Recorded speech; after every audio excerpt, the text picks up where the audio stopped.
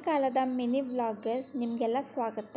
ಇವತ್ತು ಮಳೆ ಬರಾಕತ್ತಿತ್ತು, ಹಾಗಾಗಿ ಚುರ್ಮರಿ ತಿನ್ನಬೇಕು ಅಂತ ಅನಿಸ್ತು. ಈ ಚುರ್ಮರಿನ ನೋಡಿದ ತಕ್ಷಣ ನಿಮಗೂ ತಿನ್ನಬೇಕು ಅಂತ ಬಾಯಲ್ಲಿ ನೀರು ಬರಾಕತ್ತಿರ್ಬೇಕಲ್ಲ, ಹಾಗಿದ್ರೆ ಬರ್ರಿ.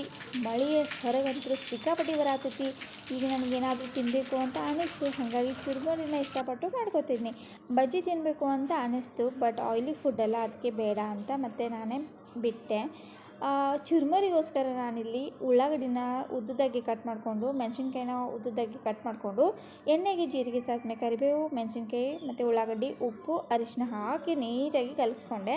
ಉಳ್ಳಾಗಡ್ಡಿನ ಕೆಂಪಾಗೋ ತನಕ ಹುರಿದು ಇದಕ್ಕೆ ಸಕ್ಕರೆ ಹಾಕಾಕತ್ತೀನಿ. ಯಾವಾಗಲೂ ಸಿಹಿ ಮತ್ತು ಉಪ್ಪು, ಖಾರ ಎಲ್ಲನೂ ಇದ್ರೆ ಭಾಳ ಟೇಸ್ಟಿಯಾಗಿರ್ತಾರೆ. ಇದಕ್ಕೆ ಚುರ್ಮರಿ ಹಾಕಿ ಕಲಿಸ್ಬಿಟ್ರೆ ಚುರ್ಮರಿ ಸೂಸ್ಲಾ ಅನ್ಬೋದು, ಚುರ್ಮರಿ ಚೂಡಾನು ಅನ್ಬೋದು. ರೆಡಿ ಆಯಿತು. ಇನ್ನೇನು ಚಹಾ ಜೊತೆ ಇದನ್ನು ತಿಂದ್ರೆ ಸೂಪರಾಗಿರುತ್ತೆ.